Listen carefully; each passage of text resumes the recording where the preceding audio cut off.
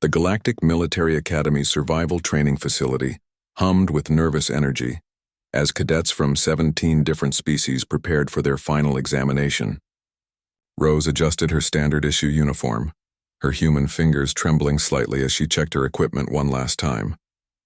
Beside her, Rayan gave her an encouraging nod, his dark eyes reflecting the confidence that had carried him through 3 years of training. "Remember," whispered Ziktar, a reptilian Vorthak cadet whose species was renowned for their tactical prowess, "the simulation releases progressively dangerous predators. We work together, survive 12 hours, and graduate." Rose nodded, patting the utility belt that held her regulation survival kit. Like every cadet, she carried the standard emergency beacon, nutrient bars, water purification tablets, and a basic medical kit. The only personal item allowed was a single writing instrument. Most cadets had chosen energy styluses or neural recording devices. Rose had brought her grandfather's old ballpoint pen, a relic from Earth that the other cadets had mocked as primitive. The simulation chamber materialized around them, transforming into a dense alien jungle. The air grew thick and humid, filled with the sounds of unseen creatures.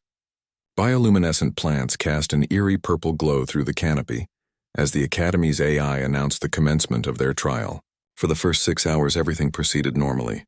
The mixed species squad worked efficiently, with the Centaurians' echolocation mapping safe paths while the crystalline Keltharians provided early warning systems through their mineral sensing abilities. Rayan's human adaptability proved valuable as he improvised shelter materials, while Rose used her analytical mind to identify edible plants and clean water sources. Then the shadows arrived. The first sign was the silence. Every jungle sound ceased simultaneously. Rose's blood chilled as she recognized the description from their xenobiology classes. Shadows weren't just simulation monsters.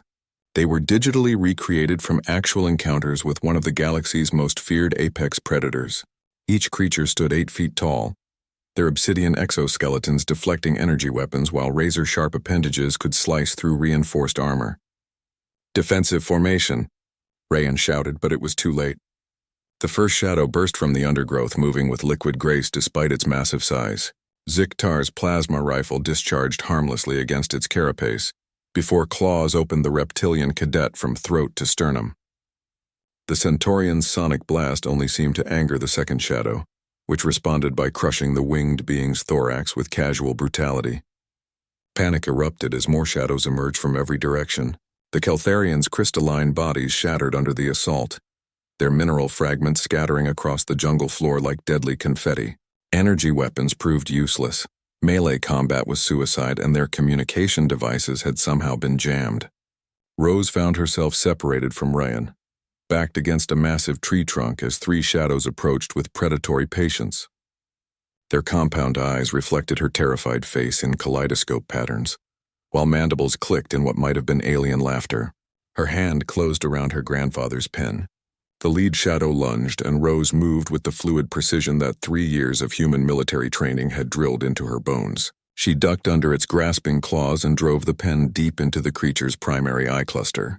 The ballpoint tip, designed to write on paper, punched through the optical membrane and penetrated the brain beneath.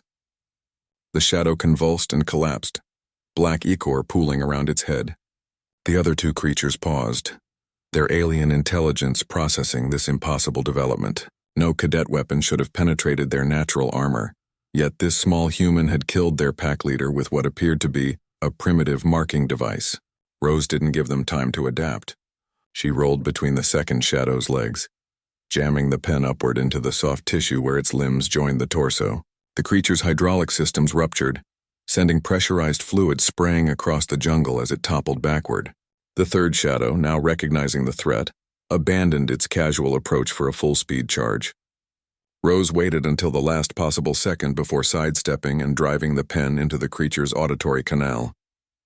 The simple Earth implement pierced through into the shadow's neural center, dropping the apex predator instantly. Across the simulation, Rayan had witnessed the impossible.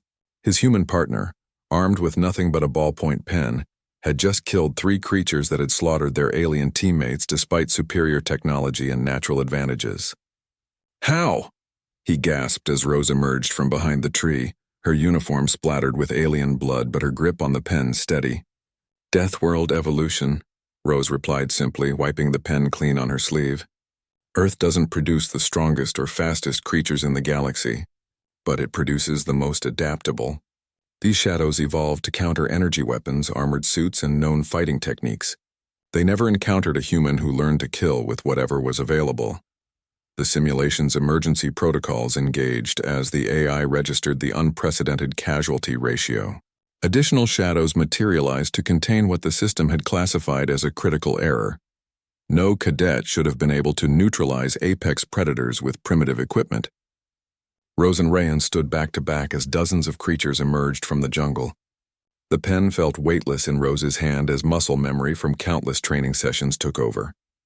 Strike the joints, target the sensory organs, use their momentum against them. Every lesson from humanity's violent evolutionary history crystallized into lethal precision. By the time Academy instructors emergency transported them out of the simulation, 43 shadows lay dead around the two humans.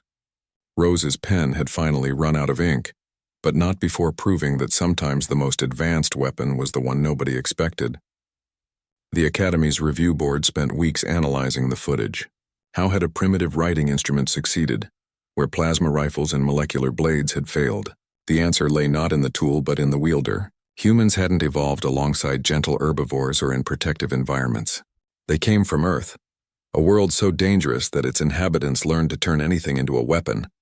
Rose and Rayan graduated with highest honors, their performance becoming required study for all future military cadets.